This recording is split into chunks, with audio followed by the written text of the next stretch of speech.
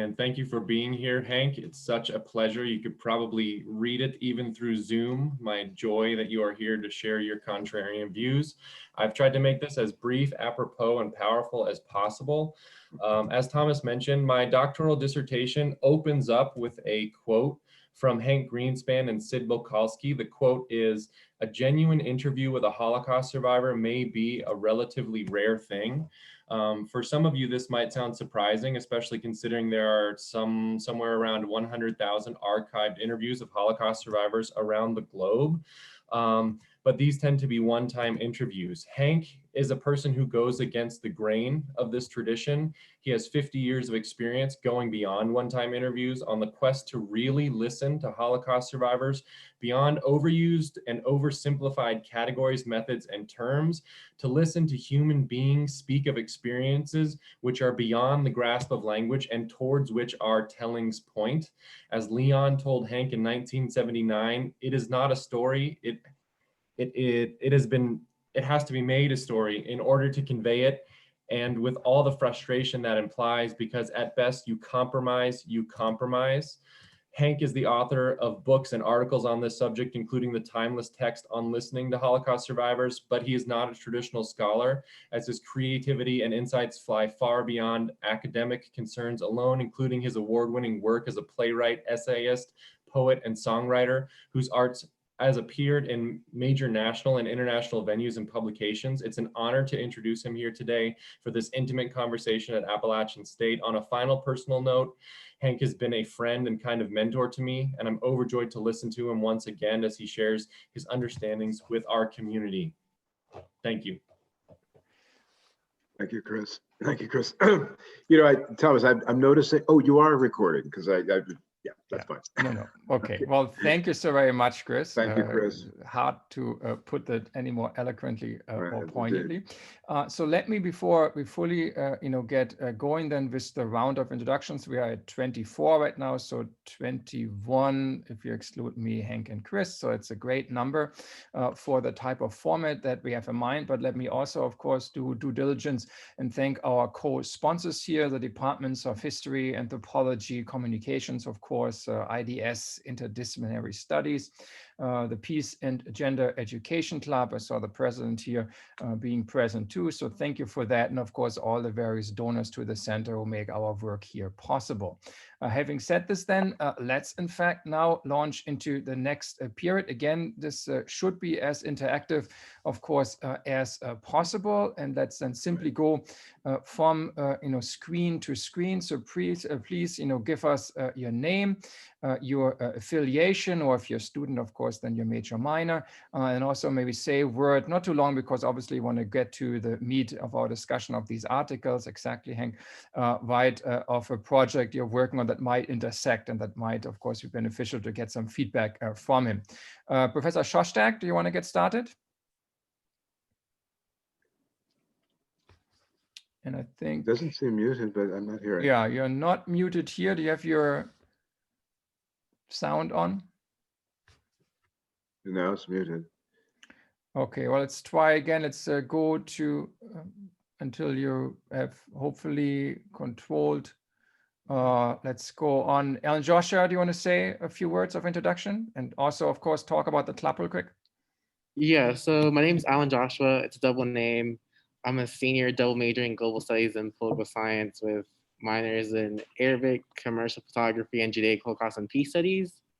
I'm the current president of the Peace and Genocide Education Club. Please come down. Yeah, go ahead, finish, and then we go to. And one of the issues that I care about is genocide awareness and prevention. Okay, well, thank you so very much. Professor Shostak, are you on now? I hope so. Can you hear me? Yes, we can. Oh, good. I'm retired from 43 years of teaching. My research since 2003 has focused on what Hank calls unsaid matters, namely high-risk care sharing by survivors of other survivors. Thank you. And what is your institution for everybody? I was at Drexel University for 37 years, Wharton School for 6.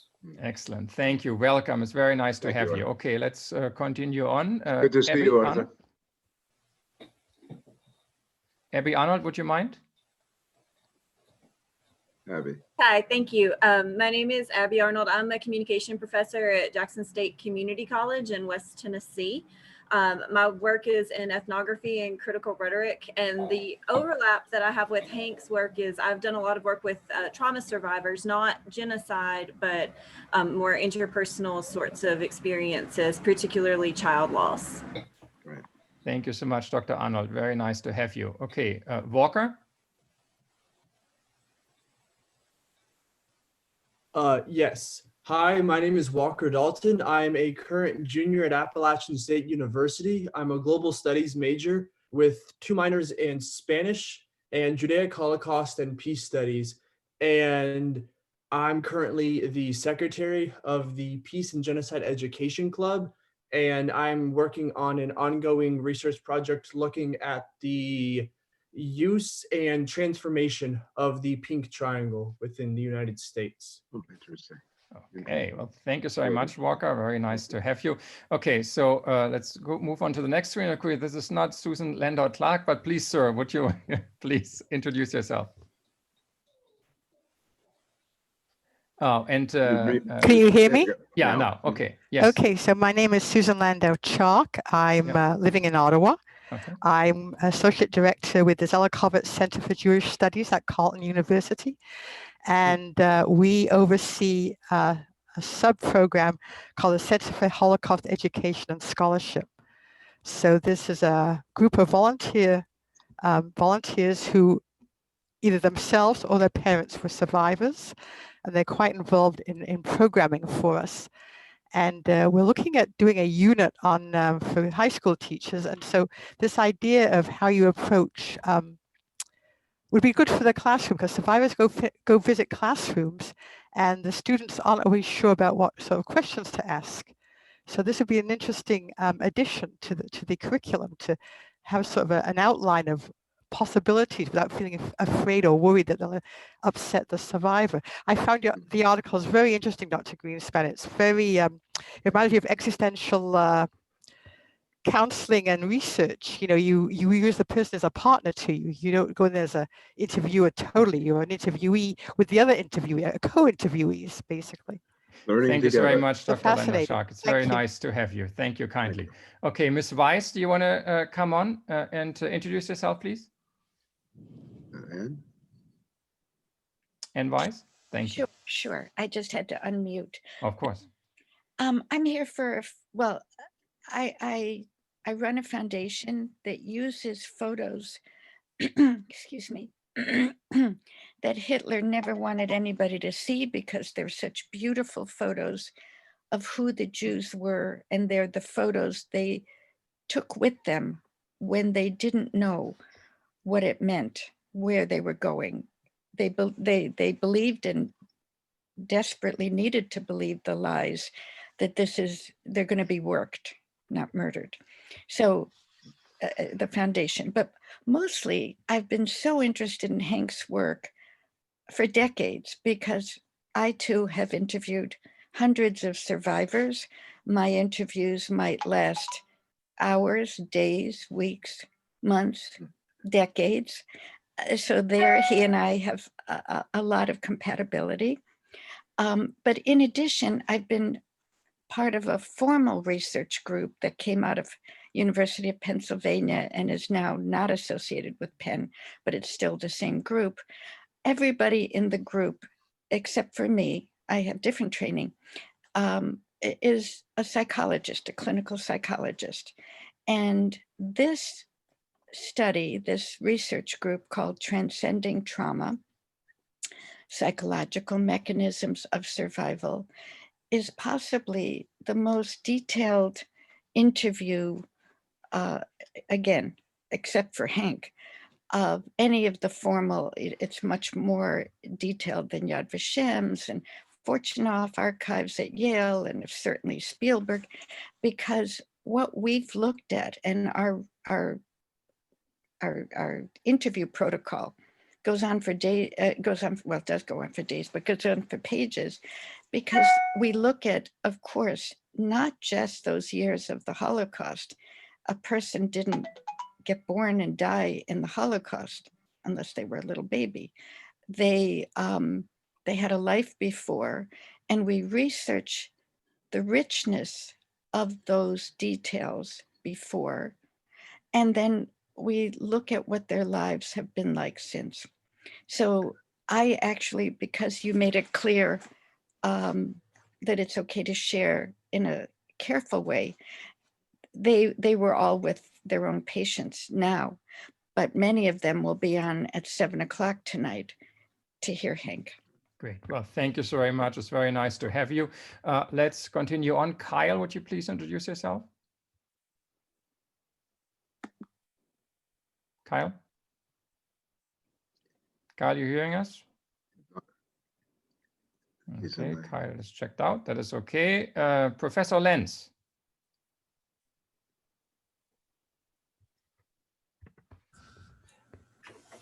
Hello, can you hear me, Yes, Thomas? yes, Yes. great, Ralph. Yes, Dr. Greenspan, it's a pleasure to meet you. I teach in the history department.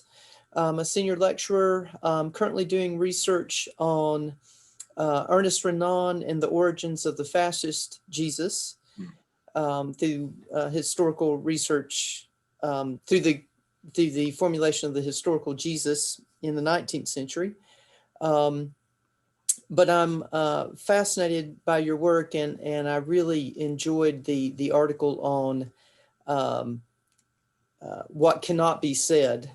And I thought it was profound psychological and actually spiritual insight, which I really appreciated. So thank you. Excellent. Thank you, Ralph. Okay, Dr. Schwer, do you want to come on? Hi, I'm Todd Schwer. I'm a professor at the University of Southern Indiana. I'm the chair of criminal justice there.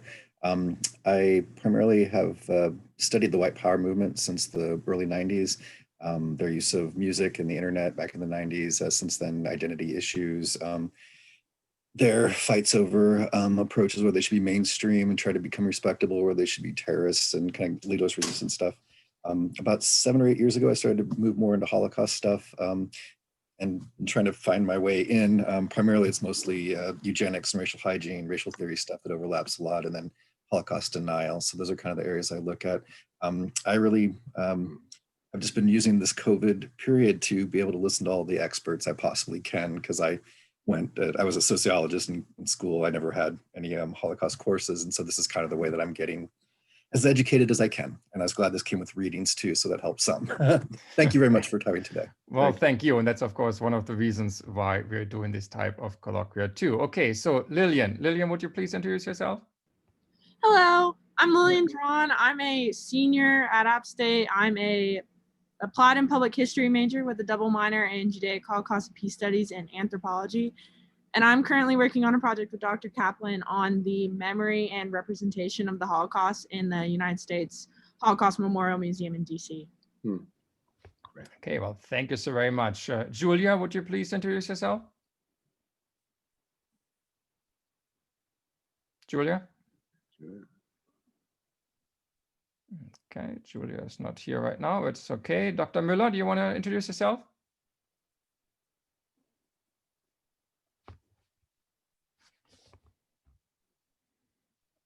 Okay, moving on the list. Will, please introduce yourself. Hi, my name is Will Byram. I'm a current junior here at Appalachian State studying healthcare management with a possible minor in accounting. Haven't decided that yet. But for right now in my project for Professor Kaplan's class, I'm doing my research on Holocaust denial and how this affects everyone today.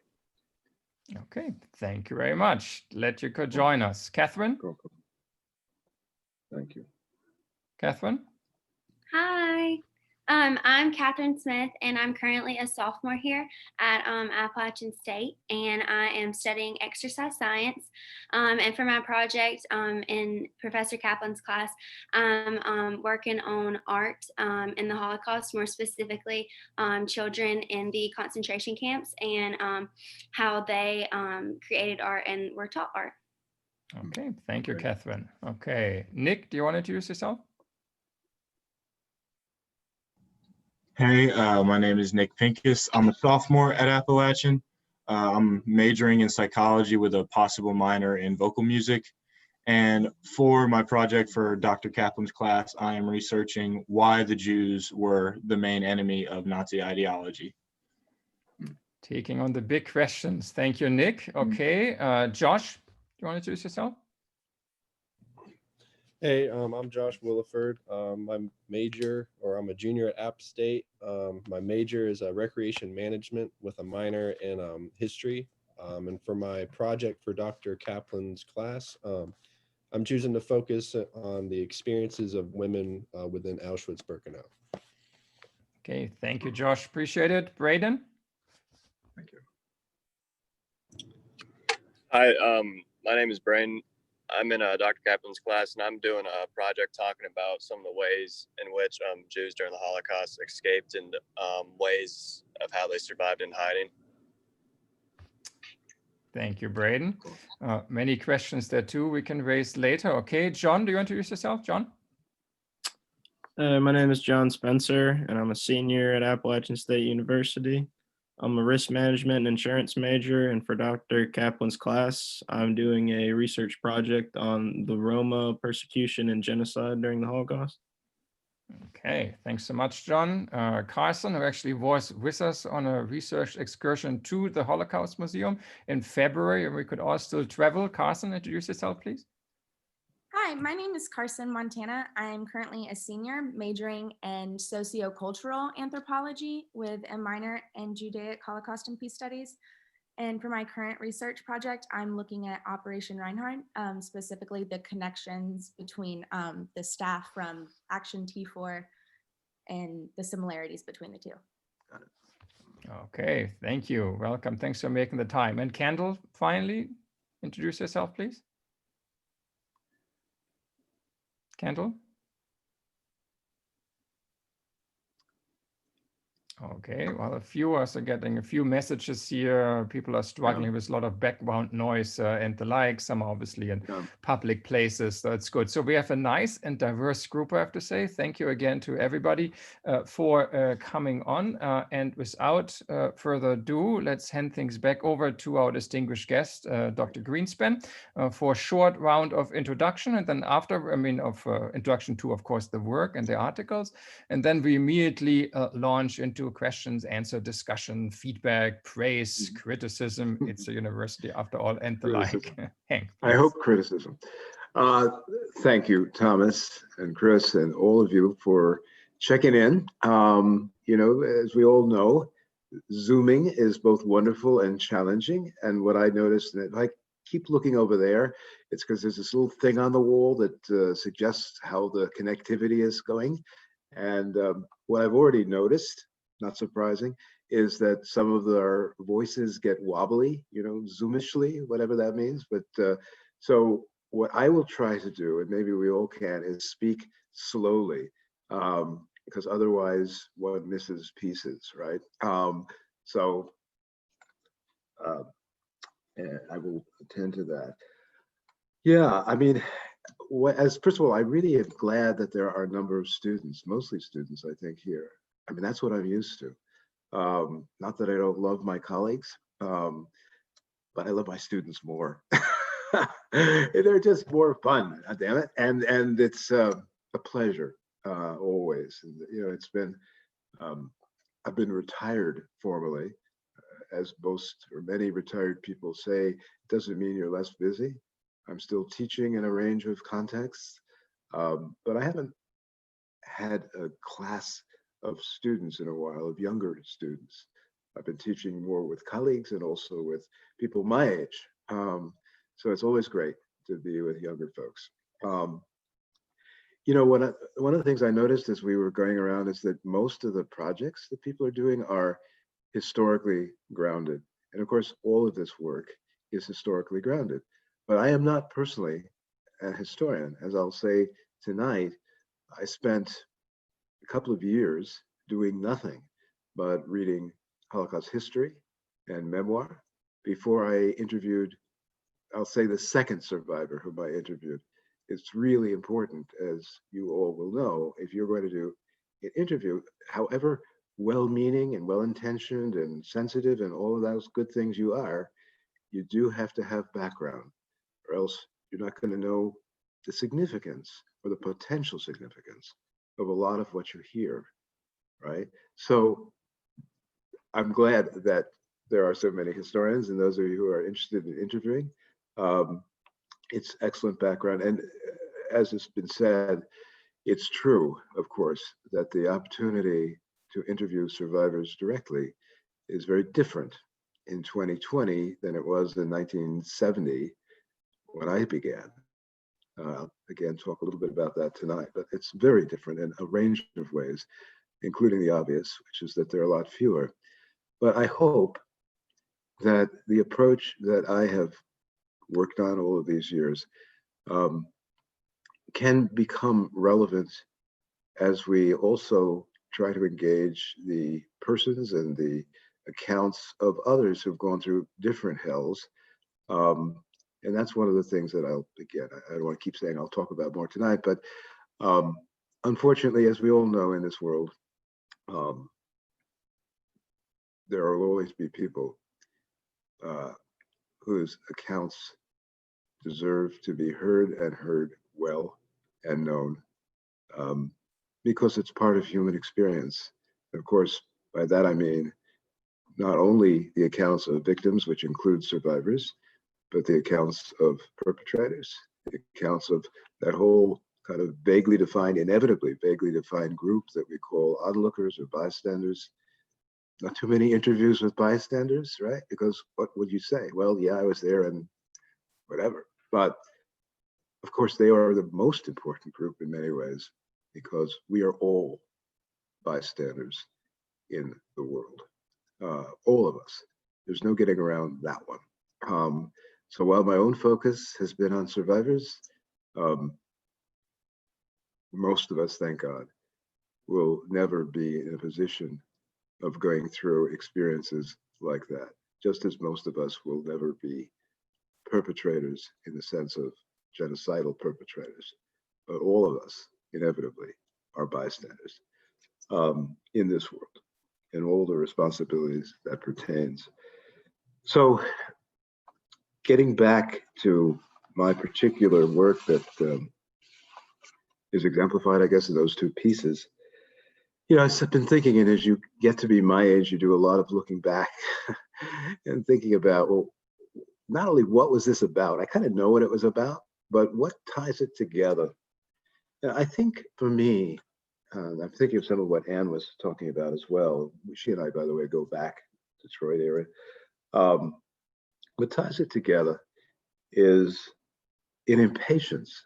I would almost say an allergy, because that's how I experience it, to generalizations that absorb too much, in terms which suggest that they are encompassing, almost inevitable, as the terms that we use. And when I say terms, I really mean not just the word, but the concept that becomes the sort of inevitable go-to concept when one speaks in this context about Holocaust survivors. And I'm talking about terms like testimony. I'm talking about terms like trauma. I'm talking about terms like survivors' stories, all of which in different ways are very important phenomenon, obviously, in themselves. But they are not, I have argued, the best choices for the all-purpose terms. Whenever we refer to survivors speaking, it's not necessarily testimony, in my view. Testimony is a very particular genre. It's a very particular form of retelling, with all attendant ritual and institutions. And again, it's very important. And that's part of my concern. If it becomes everything, it becomes kind of nothing, right? If everything is testimony, then nothing is. So we miss both the specificity of what testimony is, as well as the range of other ways that survivors retell, which is my preferred. I searched for the most neutral term I could find so that I could then say there are different forms of that. So I use terms like survivors' accounts or simply retelling, because that seemed to me, the terms like that don't lend themselves to other associations very much. They're kind of like homespun. Think about it. They're plain, you know. So I feel that way about testimony, and as you know from these pieces, I feel that way about trauma also. I thought I would read, because this is just to be very specific. This is a brief excerpt from the piece on the unsaid, where I talk about trauma, because one could substitute a bunch of other words, and I'd be making the same essential point. And I wrote, so much of conventional discussion of these issues reduces to some version of, quote, trauma, making retelling either impossible or allowing it only in emotionless, depersonalized ways. The actuality is enormously more complex. I have already noted the range of contingencies that impact survivors' silence that have nothing to do with trauma or other unbearable emotion. Unbearable emotion. But even within survivors' anguish, there is a great range of different agonies that may or may not be bearable to recall and thus retell for different survivors at different times. Because trauma, understood here as paralyzing terror in the face of imminent annihilation, as perceived, in other words, the person experiencing it, whether they're accurate or not, believes they are toast, effect, no exit, which is identical to what we call shock in a medical context. So besides trauma, there is, for example, shame associated with sustained humiliation and brutalization, memories of profound betrayal or abandonment. I recently gave a talk citing Primo Levi, talking about desolating grief, which above all meant abandonment. The anguish of being helpless to help others. Again, if you know Primo Levi, and I assume many of you do, his essay on shame talks a lot about that, being constantly surrounded by people in the most dire situations and essentially being unable to do much or nothing to be of use to them, because if you try, you're probably not going to make it yourself. And above all, bottomless loss and grief, which is what being a survivor most essentially entails, still being here while so many others in a world once shared are gone. I have emphasized, I'll just add in my work, that I think personally that loss is the most essential, if you could say such a thing, experience of what it means to be a survivor. And it's the most literal one, yes? I'm still here, and the others, my family, most of often, my community, my world, is gone, even erased. Loss is, to me, in my view, and again, I don't like to rank things, but is, well, it's sometimes been lost, as we've talked about survivors, because in part, I believe the emphasis has been so much on trauma that some of these other phenomena are in fact overshadowed, and it's unfortunate in my view. So, while all of these different agonies may on some level be associated with each other, and of course they are, the various ways they are associated cannot be coherently discussed, in my view, unless they are differentiated first, right? Let's get messy first. Let's see the variety first, the diversity first, the complexity first. And then from there, we'll see how things do and don't work together. But if we don't do the first, then we'll never know. We'll never know how they do or don't get together. And from my perspective, as I say, I'm almost allergic. Not that I don't do it myself, of course we do. You can't get by in the world without concepts and theory and generalizations. So, I'm preaching to myself as much as anyone when I say that, but it takes a certain discipline, I will say, to be wary and to check one's generalizations, to check one's concepts, and to really ask, well, how many people and when and where does that really apply? And what are we missing? And I'll just end by saying my hero in life, along with Primo Levi, in my personal pantheon of people who had most influence on me, besides some of the individual survivors whom you'll get to know, or you have already, Augie, Leon, and so on in my work, is William James, American philosopher. And James, you know, we find the heroes we need, I guess, because they happen to be able to articulate something that we deeply believe in our own hearts and minds. And that was, for me, James, whom I first read as a sophomore in college. And James, I think it's fair to say, was also allergic to a certain kind of generalizing. James believed that the world was as complicated and messy as it seems, that there was no often higher synthesis or cosmic stuff that put it all together. That was his metaphysics.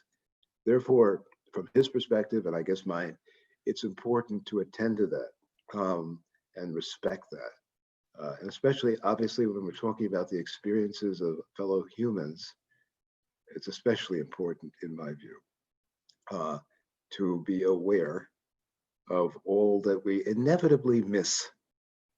Inevitably miss. We are, as James also wrote, we're practical beings. And we cannot go through life obsessing, as I like to do in short bursts, about what am I missing here? I mean, we have to practically go through and we say to our friend, how you doing? And they say some version, as we all know, of fine. And, you know, it's probably more complicated than fine, or often it is. But we could not go on day to day if we didn't use sort of codes like that. So what's at least important to know is that that's what we're doing. And when opportunities arise and when it's important, then we can step back and say, you know what? I really want to go more deeply. I really want to know more in a more differentiated way what is going on. And I think both of these papers in different ways are really that. I mean, there's a plea, as I think of them and read them, reread them, for respect for the complexity, for the contingency, for the variety that's entailed in this case specifically in the process within which, a very complicated process, within which survivors speak about what they endured. Not only during the war, but just as Anne said, you know, my work is from the beginning grounded in also knowing as well as I could who survivors were before, their memories of childhood, not in a 5-minute way, a 10-minute way, but in a sustained way. And also, of course, their experiences since liberation, since the war, what it is and what it has been to be a survivor, which includes a lot about us, right? How survivors have been perceived, the very thing I was just talking about, when survivors themselves have felt in one way or another, yeah, you know, some of these perceptions are not quite right. And, you know, and some survivors don't say that, of course. I'll quote as one of my go-to quotes, which I know it's in this second paper. My beloved Augie Rubin, who was the survivor with whom I was closest over 30 plus years.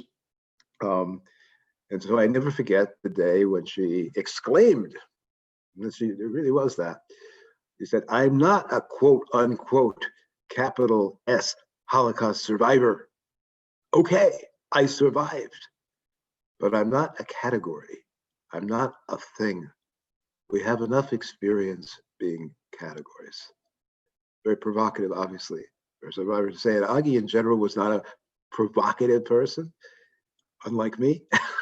She liked to sort of bide her time and find her moments and suck it up in a range of ways. But at this point, she just had, at least in the company of me, to say, come on, folks, you know, it's important to her, as of course it's ultimately important to all of us, to be known as the people we are, to the extent that can ever happen. And it's, I believe, always limited, of course. So this was her protest, we'll say, and it's one that I often invoke. So the way of the world, but I think that's the through line. I'm not going to impose or bore you with where it comes from. I think it comes from a lot of places besides William James. Those of us who become sort of obsessed with this kind of thing, you know, we have our own life history. about listening and in a way and not listening, and et cetera, which fuels every, I'll just say this because it may be of interest in general. You know, I know, of course, after all these years, a lot of colleagues also involved in our field. Many of the colleagues that I've had, and some of them are gone too, including Sid, included in the quote that Chris used, came from families, meaning they grew up in families that were in their own way. They're not children of survivors, but they grew up in families where loss and irrationality and sometimes madness figured in. And so they grew up with a sense of complexity and a sense of all is not well, and a sense that it's easy to distort experience, it's easy to distort reality, and it's easy to distort other people, including them and others in their own families. I think that fuels. I don't usually talk in that way, but I think it's at least a small, even if recorded context like this. None of us come to this topic from nowhere, from a vacuum. I also see it, and I think probably many of you who are students and who are teachers know that many of our students who come to this topic, come to these courses, come from families and backgrounds that are a little bit like that. I know in my own years of teaching, a lot of my students have gone through their own version of realizing not only is life complex, but enormously challenging at times, painful at times, yes, traumatic at times. Some have experienced that quite directly, some perhaps once removed, maybe a sibling of theirs. So that's part of what brings us, a lot of us, to these issues and these topics. And why shouldn't it? There's nothing, there's nothing reductive about that. We all come from somewhere. And I think it, just as in creative work, if we can take whatever we've experienced and know and care about and worry about and make some productive use out of it, that's all good. That's all good stuff. So anyway, in that sense, we are all in it together. And God knows, in these days of catastrophe, we are all in it together, even more obviously than we are all in it together all the time. Okay, so I'll stop there.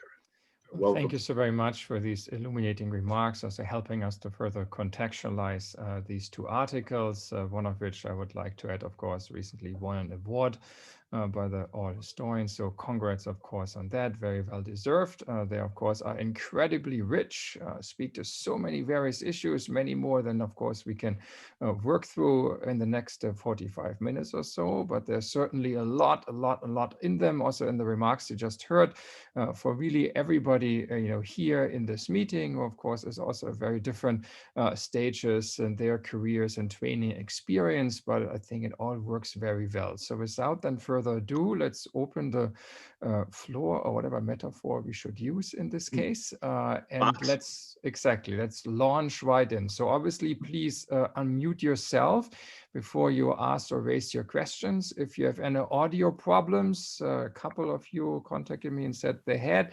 simply send a chat and I will share this with everybody.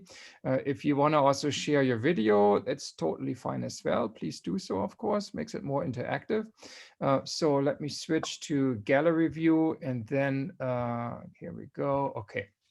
So who would like to get started? First question, first comment, first feedback, praise, as I said, criticism also welcomed by our speaker. You know what, if I may say, I really want challenge. I really do. And it's partly because, after all these years, almost nobody ever disagrees with me, which is very lonely. And I really, because it's going to obviously up my game if people do disagree, and it will also take me off the hook because I keep reading this stuff that I feel that allergic thing going on, which makes me feel compelled. Oh my God, I have to write another thing to address that. I don't want to keep doing that. So if I'm wrong, or not only will I learn, but if if there's some profound way that I'm missing the boat, in some ways that would be quite liberating for me. right? And I could go write my goofy little plays and do other things, I can do that anyway, yes, and be done with it. So give me your best shot, and whatever burning, I always say to my own students, burning questions, because what Okay. you most would like to bat around. Who would like to get started? Oh. Yeah, Dr. Schwer, please. This isn't a challenge, but I in the readings, you talked about how the USC Shoah Foundation decided to try to go for more of the dialogic experiences and then stop very shortly. Are they still only doing the kind of more testimonial approaches? And I guess kind of a part of that, why have they not adopted more of this kind of approach or some of the other archives? It's a great question. I mean, I appreciate it. Todd, I'm pretty sure. Can you hear me, by the way? Am I wobbly? Okay. Yeah, I cite an article that Stephen Smith wrote that came out in 1999. That was before he became director of the Shoah Project, of the Shoah Foundation. He was still in the UK at that point, at a very good Beth Shalom Holocaust Center, I think it's called museum. And yes, at that time, he wrote about, it was really a proposal. They had done a few of not only doing an initial testimony interview, but as you said, Todd, a second interview, at least, in which survivors reflected on how they made the choices that they did in their testimony and the wider issues that it raised. So this was the Shoah Foundation existed, but Stephen Smith was not yet part of it. That was not until 2006. I know him. I mean, we go back, and I asked him, I wondered myself, how far did it go at Beth Shalom? It didn't go far then. I mean, there were, I believe, roughly a dozen or so of these kind of second, what he called discourse interviews or dialogic, more conversational interviews of the kind that I do. Very kindly referenced me in that piece. As far as I know, Shoah as a project has not pursued those kinds of interviews. There are a few people who are interviewed more than once, as there are in all the large testimony archives. It's a different thing. Typically, it's not necessarily by the same interviewer, and the format is not necessarily different from the original testimony frame. So why? Of course, I don't know, except I think paradigms are paradigms, whether they're paradigms of practice or conceptual paradigms. So the way that we pursue, usually 90-something% of the time, interviews with survivors now has become paradigmatic. And so it tends to be that form, and you could say it's partly habit, it's what gets funded. I mean, there are lots of reasons things are as they are. Yeah, so that's the best answer, which is not much of an answer. It is because it is, that way. Yeah, personally, as I don't think I mentioned here, but I did have the chance. There are a few projects that have pursued approaches. I mean, I'm learning about Anne's from what you said. I was in Montreal. In fact, that's where I met Chris originally, back in 2012 as a Fulbright at the Center for Oral History. And the reason I was there really was because they were pursuing a very large project, oral history project, that included not only Holocaust survivors, but Rwandan genocide survivors, Cambodian genocide survivors, survivors of political violence in Haiti. And they were pursuing an approach which was closer to mine. So it meant multiple interviews, it meant going back, it meant extending the focus to especially experiences after whatever hell people went through, and focus especially on coming to Canada, the immigration experience and so on as survivors. And here's what's interesting, in part. By then, this is the early 2000s, or the mid 2000s, the testimony format, the single interview and so on, was so taken for granted as the way it is that Some of my young colleagues there told me that when they first introduced the possibility with survivors of doing it differently, of meeting more than once, of not only focusing on experiences during the war, survivors themselves were resistant. Because the assumption was, well, yeah, but that's not what we do. That's not how it's done. More than one interview? Doesn't make sense. That's how institutionalized that model has become. That was kind of an education for me to hear that story. Sometimes, of course, through good schmooze, people could move beyond that. Not always. Sometimes there was an almost insistence to do it in the expected way. Very different, as I'll say again tonight. When I started, it was an open field, which was great. We could wing it, and the survivors and I effectively could make it up as we went along, which we did, and much easier in that regard. I'll always be grateful that that was true. So, thank you. Well, thank you very much for this insightful, also important question and point. Now, obviously, one of our latest dimension that the Shoah Foundation is involved in, and not just the Shoah Foundation, numerous others too, and they're also doing it now even for classroom use, is the dimensions and testimonies. And of course, you bring that up towards the very end of the most recent piece that you included here. And that, of course, brings, I'm not sure if everybody is familiar, so maybe we should like say a word on this as well. I mean, some scholars throw out like holograms and whatever, but the interactive component, of course, is there. And we very controversial discussed that at a conference we co-organized in Israel last year, also with the Shoah Foundation, in fact. So that might be another component. Maybe we can throw it in now, since it kind of dovetails the question that Todd raised, or of course we can do that later. Hank, do you have your response to dimensions and testimonies? Yeah, but you know what? You know, if you really know people, meaning in this case survivors, of course there are an almost automatic allergic response to the notion, which I try to get beyond. For me, everything depends on what other conversations it leads to. In other words, and I would say the same thing about reading a memoir or whatever other version of survivors' retelling. To me,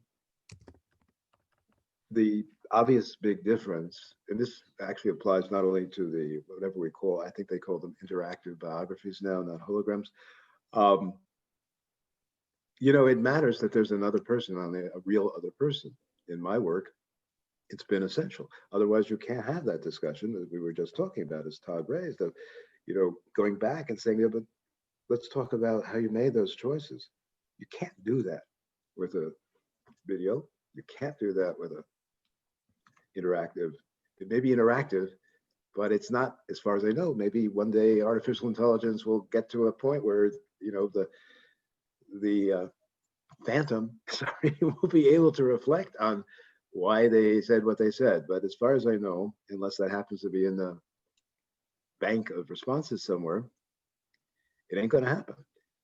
So my core allergy to it is not the fact that it is, you know, some kind of cyber representation of a survivor, but because it's a cyber representation of conversation, a real conversation, of the interaction, of the complexity, of the back and forth, the real back and forth. That requires two people, two living incarnate people. You just can't do it otherwise.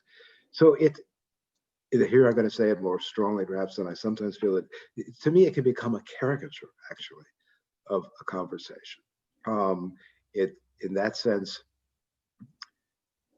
the word that came to mind, I'll just use, it degrades what the reality in representation of a real conversation is. It is some version of the vending machine model of conversation or of interviews. Put in a question, get out an answer. It's like drawing blood. For survey research, that's fine. Who are you going to vote for, why, and so on. Get an answer. I know I'm being probably unfair, but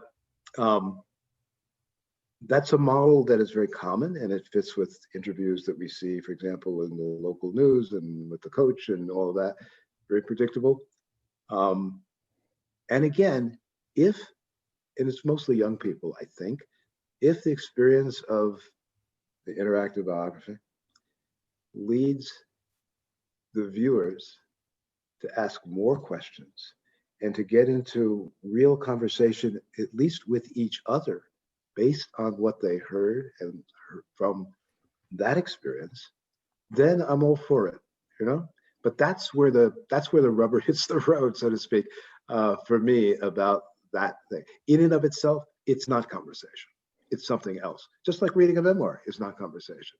But if it yields conversation, deepening conversation, then I'm yay. Then I'm for it. I don't have any, yeah. Thank you so much. And for those who are not familiar with it, especially some of our students here, perhaps, this is based on at least like a week of like 6-8 hours a day interviews with the survivor in a special studio shot from all angles, based on a list of literally hundreds and hundreds of questions. And then the idea afterwards is, and you know, now it's in test phase in some museums and some school classes, all of it, that whoever is going to be addressing that, I mean, well, hologram is more like the, well, inflammatory concept. That's of course not how they think about it. You know, gets then a response, you know, based on that enormous database that was, you know, assembled. Okay, so now let's open the floor again. Question, comments. I especially would of course like to call, then of course we go to Dr. Arnold first, but I also would like to call afterwards on the students here, right? I'm sure you all have questions. There are, you know, no whatever inadequate or whatever questions whatsoever. So think about some more as you listen to the next question and comment. Dr. Arnold, please. Thank you. Hank, you talked about kind of testimony as genre, testimony as method, and pointed out that it does have good uses, right? Politically in particular. And then I read into this maybe inaccurately, but some kind of resistance to the idea of there being a story or like narrative as method or narrative as genre. And so I kind of have a two-part question. One, could you speak to how you see recounting or retelling as a method and a genre? And then part two, how do you as a writer then represent that? Because we're talking about kind of the way in which words fail us here. It won't fit into a story. And so how do you grapple with that when you go to actually document this, what you've learned? Yeah, it's a big one, of course. There's a few questions rolled up, and you know, I don't want to go on too long. You know, and I'm not frozen, right? Good. Trying to see if I can make it simple. I'll say this again. I'm going to repeat some of this tonight, but testimony, as I understand it, I think I said in one of these pieces, is about declaration. This I witnessed, this I experienced, or in a religious context, this I believe, right? Giving testimony to one's faith is for posterity, for the archive, for formal declaration. What I have tried to do, or the way things evolved, is about exploration, is about what Agi called learning together. So it's a very different thing. And I think it's also, I don't know if it's one of these. One way to dramatize the difference in a way is to imagine a court situation, which is the classic testimony. And of course, there's much testimony, as you suggest. It's very important that it's not in a trial context. But if you imagine a witness getting up in court and saying, you know, I thank the court for this opportunity to learn together, the lawyers would go nuts, right? And, oh, no, that's not what you're here for. We're not here to learn together. Go to the seminar for that. We're here for testimony. Be a witness. That's what you're paying us for. You know? And that's totally appropriate and totally fine. And I will also say that, look, not every survivor, probably not most, probably it's a very small group ultimately, want to hang out with Hank Greenspan and schmooze for weeks and months and God knows years, you know. And so going to the archive, being interviewed once, is for many people exactly what for them personally is a good fit, you know, and then move on and not obsess at such length. So it's very important. I'm very happy indeed, not just happy, but gratified that there are those archives. It's just, you know, so we talk about genre, it's just, you know, my court example was a sort of quick way to try to suggest difference. Abby, and you also raised the question of the story and not story, I guess, which is a biggie. You know, how I represent it is really still a third question. In the unsaid paper, you know, I, in different ways, try to suggest what I think Leon meant when he talked about what is the not story. If you make a story, what's the not story? And to me, it's, for example, sensory experience, which was central in life. But the smells, the sounds, they may be enfolded in a narrative, but how do you convey in a story what something smelled like? You know, we all, in different ways, try in life to say, well, it's a little like this, or it's a little like that. And as one listens to survivors, you know, you hear them try to create analogies to suggest it, but sensory experience, including pain, which was, of course, or starvation, or agony, or grief, can be part of a story. Yes, can be part of a narrative, but the experience itself, or as Leon said, a whole landscape of death, everything happening at once, which many survivors suggest the chaos of simultaneity, or as Prima Levi called it, the total destruction of reality, which was a sort of ever-present reality. It was itself an ever-present reality, the total destruction. But it is not a narrative. Yes, it is the atmosphere, which is a sort of too superficial way to say it.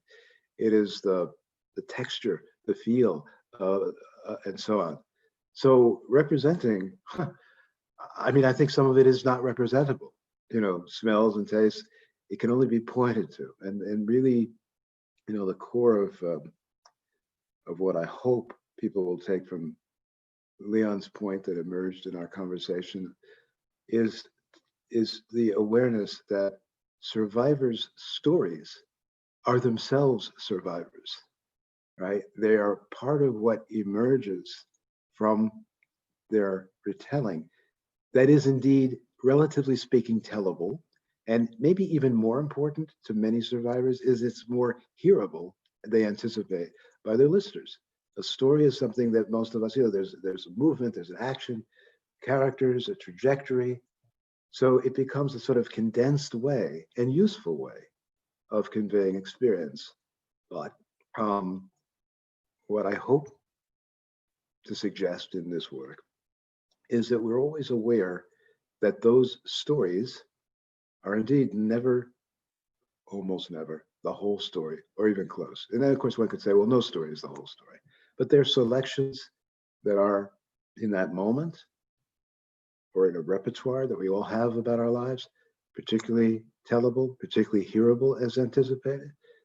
But they emerge, you know, like the proverbial iceberg from a sea of other memory, of other experience that just doesn't lend itself. Now, how do I you know, I don't think I can, other than, you know, in my dramatic work, the closest I've come is that one of the piece that I've done most often is I leave segments unfinished deliberately. I leave people hanging in a way. The very last part of this piece, Remnants, and I'm not going to perform, but it leads to a question to which there is no synthetic answer. It happens to be based on a memory of Augie's. And she says at the end about something she remembered, does it inspire your hope or your revulsion? That da da da da da da da. And the truth is that it intended that it would inspire both. It would inspire both, but she doesn't answer it. The piece ends when I perform it, literally, I'm going to put this in the window with, you know, like sort of the scales of justice unresolved, which I think would be one way of, again, suggesting the not said, the not retold, the not sayable, at least in narrative form, and point to it without articulating it. or representing it. I think sometimes we just have to rest there.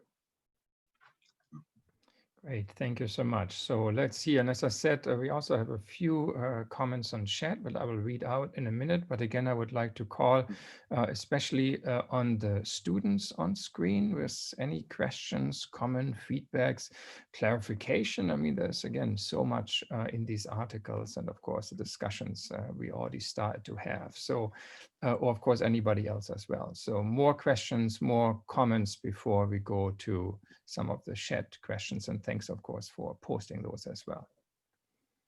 Hi, it's Anne. Hi, Anne. I'm so grateful to be here with all of you, but with you especially, Hank. I don't know how you're handling this. Of the hundreds of survivors that I have spoken to or deeply interviewed, it wasn't all of them, but the conversations, of the hundreds, all but one have already died. And among those who have died are some people who, I mean, they're always going to be in my heart. They're always going to be in my heart.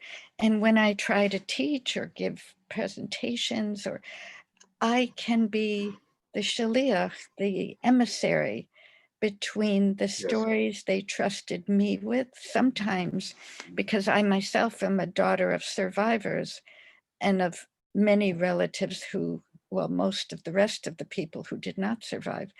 They look at me, or they did look at me, as somebody they could trust, both because of my background, but also because of the way I was listening. You know, I was listening in a way that was so present and so fully there with them. So here's my question. I can be the best storyteller in the world. I am not. I can be the most accurate. I'm not a trained historian. My graduate degrees are in other things. I've become an ex officio historian because everything I deal with is a historical period, and historical events and feelings, which are present. I loved that you talked about the non-story, the feelings, the sense. So my question is, now that we don't have, and the survivors we have now were babies or little children, so it doesn't diminish their memories, but they are not, they weren't sentient. They weren't yet at a sentient age when most of the things were happening. So the people whose stories can only be transmitted through memoirs that we may have helped them write, or retelling that we try to do.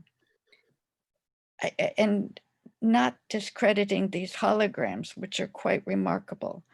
But what are you doing, or what do you think? And your performances seem to be an answer. Yeah.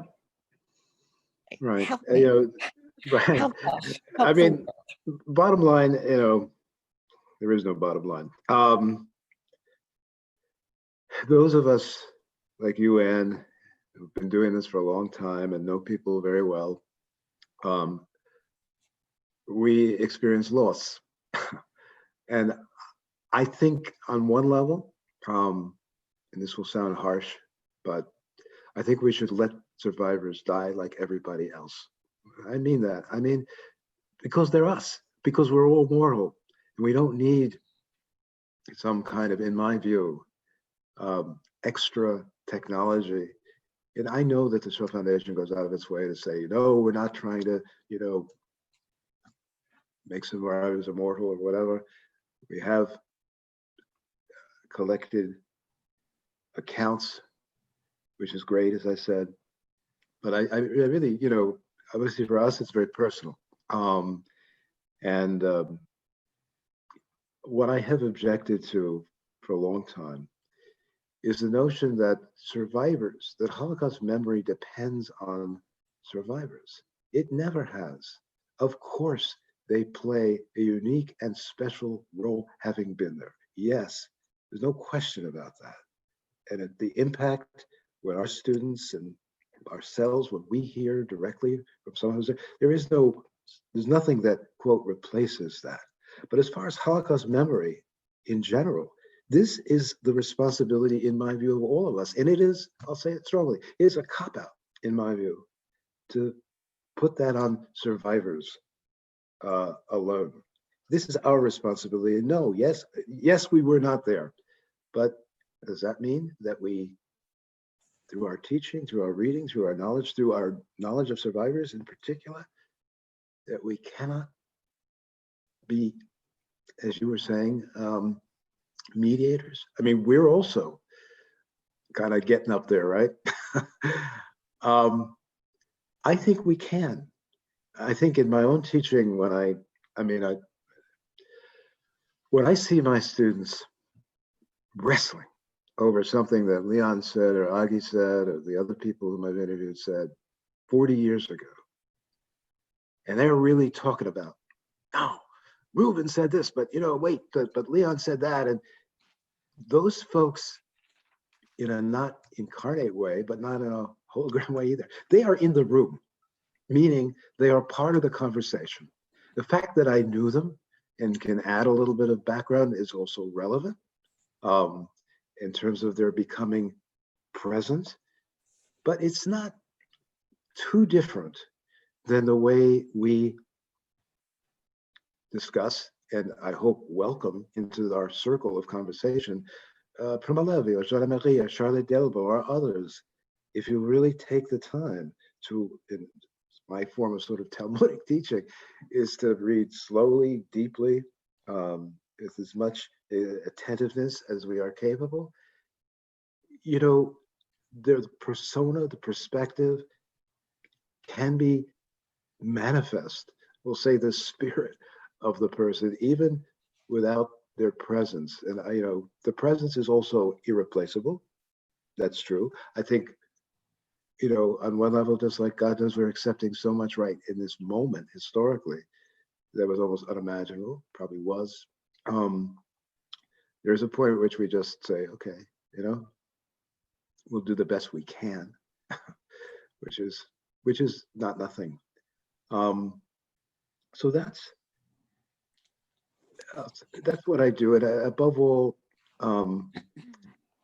in my teaching, I really go out of my way to sort of slow teach, really pay attention, really, what did he mean by that? Why did he say, I'm thinking of the way we read Emery's essay on torture. We literally read parts of it out loud. It's a very Talmudic approach. And we, engage it. And yeah, my fantasy, I guess, that Jean-Marie becomes part of the circle, my fantasy. But when I see my students refer to him, talk to him, invoke him, then it feels like he's kind of there, or Agi, or others. And so again, I come back to the same thing. In a way, it's as much as any of us in my, without getting theologic about it, we've succeeded in many ways if we are part of the conversation, whether people agree or not. But that's one way, besides all the ways we touch people, that we remain in this world. We remain in this world in conversation, in ongoing conversation, even if we personally are not present. This moment of Leon, when he said about the story and the not story, that's had a whole other life. That particular moment that other scholars and so on make reference to it. I feel great about that in the sense that, my goodness, something that happened to happen in 1979, an interview with this man, sort of is out there in other contexts. And that means, in that way at least, Leon himself is still with us, not incarnate, but in that way. And I think, that would be great I would prefer to be that than a hologram. Personally, I would rather be represented in some conversation, much rather, than to be in a box somewhere. But that's not the point. Thank you. So let's go to, shall we get some more other questions in, if that's okay? I apologize, since I want to make sure that others also get to join us. Professor Shostak had a couple of questions on chat. Professor, do you want to articulate that yourself, or shall I read it out? Whatever you prefer. Okay, so thank you. So the question is, what percentage roughly of all those you have interviewed told of high-risk help they observed victims daring to provide for others? And why do Holocaust museums, to the extent you can speak to that, sidebar the matter in favor of focusing on what perpetrators did to victims, quote unquote, the horror story? And thank you for well, this is I mean, Arthur is an expert on what he just asked me. So I think, you know, he's really much better to answer. But in terms of my own work,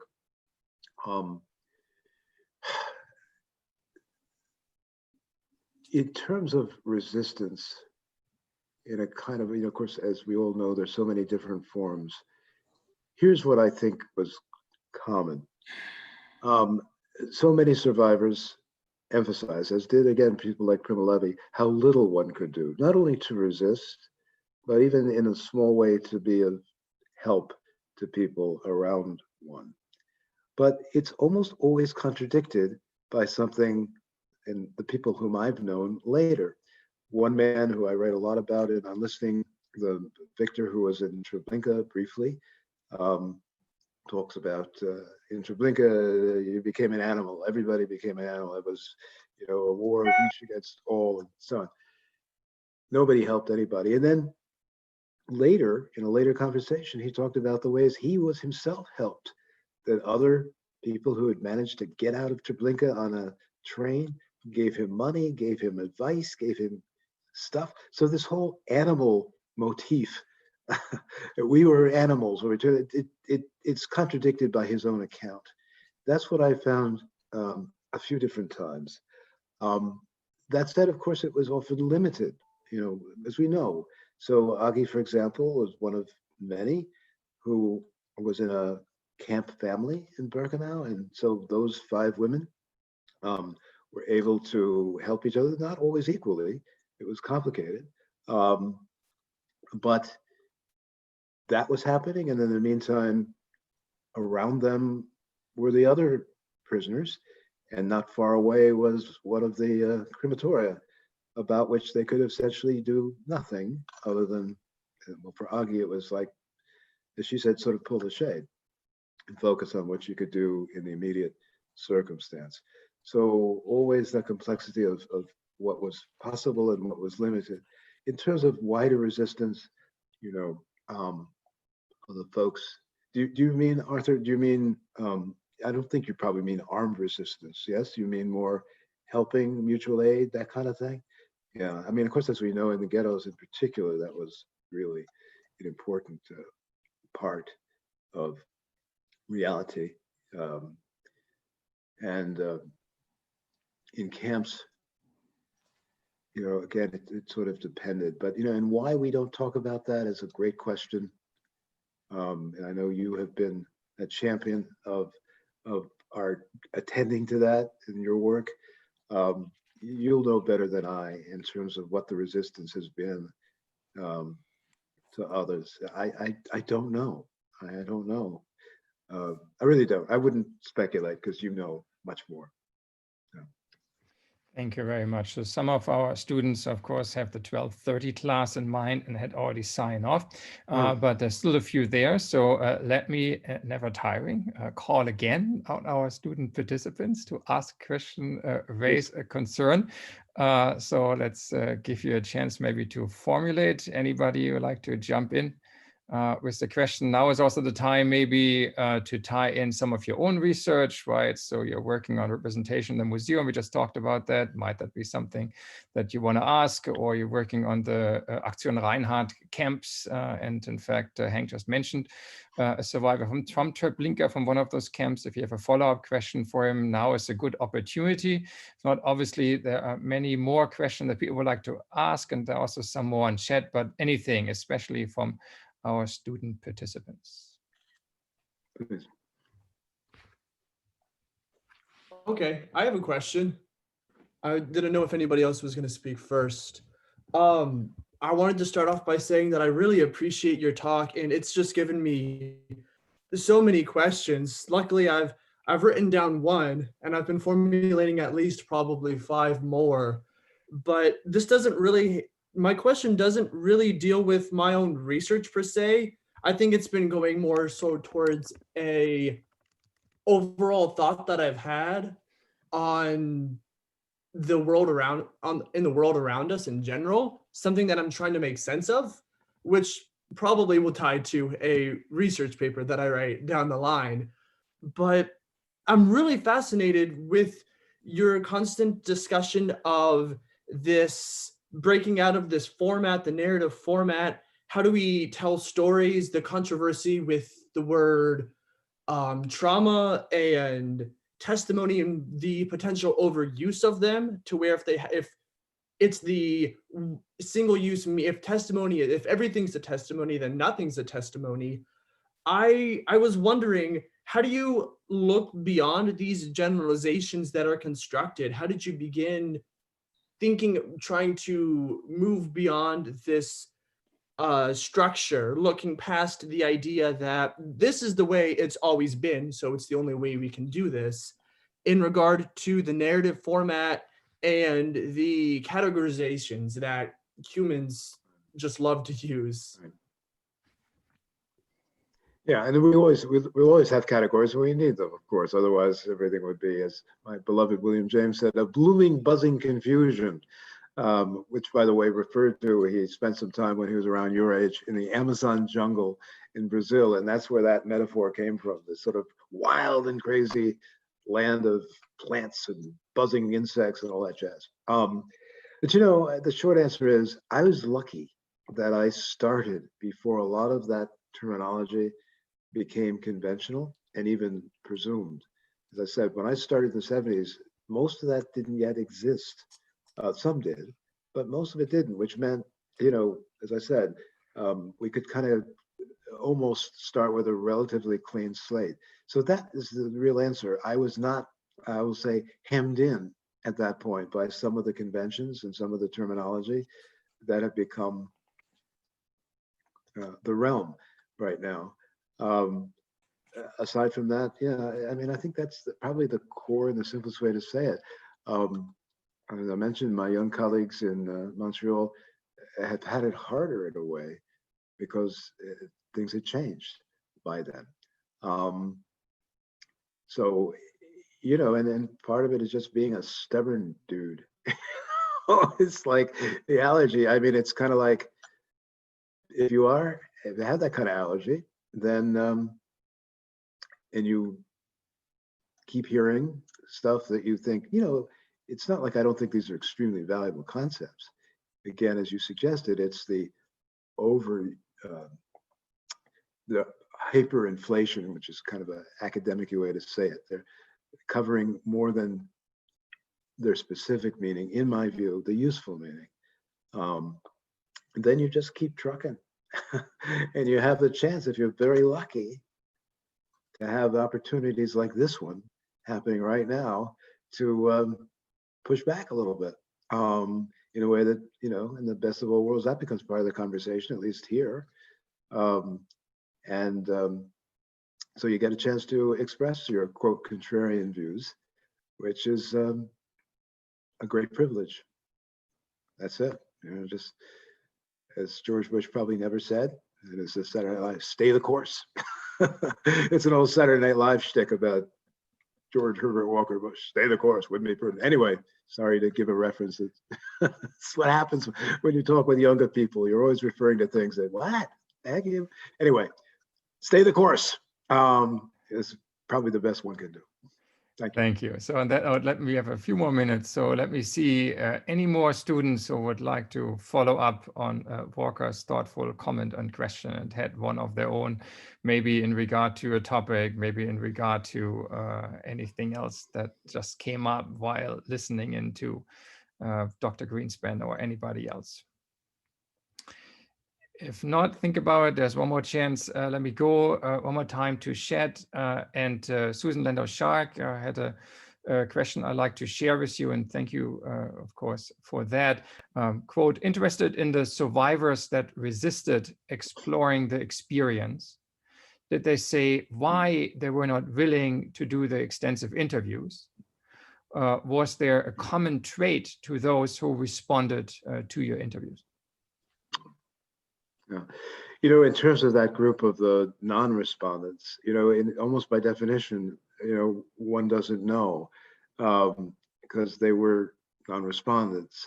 And the way I started was I used, this goes all the way back, but rabbis in our area and just inquired whether there might be survivors in their congregations who would be interested in talking with someone like me, who was then a grad student. And so I don't know the ones who opted out. So it's certainly selective. There's no question. And of course, it's also changed over the years. Something I wanted relevant to that. You know, I think of some people who started. There were a couple of people who started and we actually scheduled a second interview and who called and said, you know what, I had a nightmare after our first interview and I just not what I want to do. And of course you do, you only respect that. And in a few cases, people came back and were in touch later, and in other cases not. And how many other cases like that, I really don't know. The one other thing I'd emphasize is, again, this has to do with genre. There are so many different ways. One of my close colleagues, Ken Walzer at Michigan State University, now emeritus, has been doing wonderful work for a long time on a very specific barrack that was in Buchenwald, which had young kids, boys, who ended up being significantly arrested. It included Rizel, by the way, by a resistance organization. Speaking of resistance, not mostly, there were some Jewish prisoners involved in it, looking at Arthur. And one of these guys first said to Ken, you know, I'm not going there. I don't want to be interviewed. I don't want to think about it. I'm not. But what he did was to send a very brief email in which he made some reference to some of his experiences. Ken responded to that. Didn't go on, you know, very short. And this survivor then sent another email in which he spoke in the email a little more. Ken responded. So over time, and after about 100 emails, there was something like, I'm not going to call it a testimony, but who knows what to call it. There was an account, but it was through the medium of this email exchange, which obviously meant that the survivor went according to the time and the medium that he chose, that he could control. And that was the mode for him. So to me, the lesson of that episode is that the more open we are to a range of ways to engage, whether it's Holocaust survivors or others, the better we are. And some of these technologies open up possibilities that just didn't exist. So it's just one example of how it's not talking about it, not talking about it. It may be talking about it in one medium or in one context or in one setting, or communicating about it that a survivor is comfortable with, but not in a face-to-face or other format. So the more formats, in my view, that make sense for survivors, the better we are.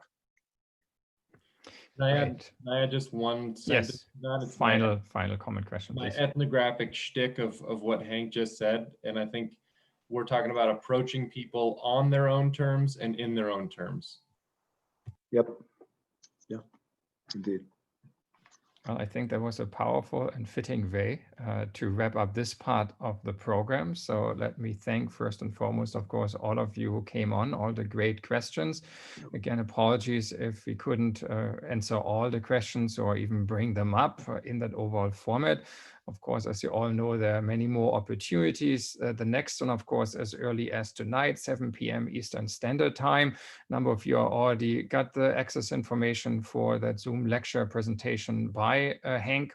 If you haven't, just simply shoot me an email or to holocaust@appstate.edu, and of course you get it right away. But most of all, of course, I would really like to thank Hank, Dr. Greenspan, for taking the time, for doing really a fantastic job in laying out, addressing very difficult and complex questions, which we all have been grappling with, maybe not for 40 to 50 years, but nonetheless for a while. So it's been highly illuminating and helpful to all of us. Also, of course, to our students, and training the next generations is always key, of course, and what we all want to do here as well. So with that, Bess, a quick word. If there are any students or anybody who want to continue the schmooze, I am always ready. Just Thomas has my email. Do not hesitate. Be in touch. We can Zoom. We can do whatever that might be useful in whatever work you're doing. If I'll try to be useful. So very glad to do that. And as far as tonight, I'll be covering some of the same ground. I hope it won't be too repetitive, but some of the same issues. And then again, there'll be a good time to have questions and Q&A, which is my favorite part anyway, after. So. Yeah, thank you again. And also there are going to be more research colloquia by the center that are also going to be online. The next one, just fast forward, October 19th with Dr. Amos Goldberg, live from Jerusalem Hebrew University. So that's of course another option if you're interested. But now, yes, he is. But now thanks again to Hank. We're looking forward to the evening program. Thank you, everybody. Take care. Please be safe. Thank you so much. Bye-bye. Bye-bye.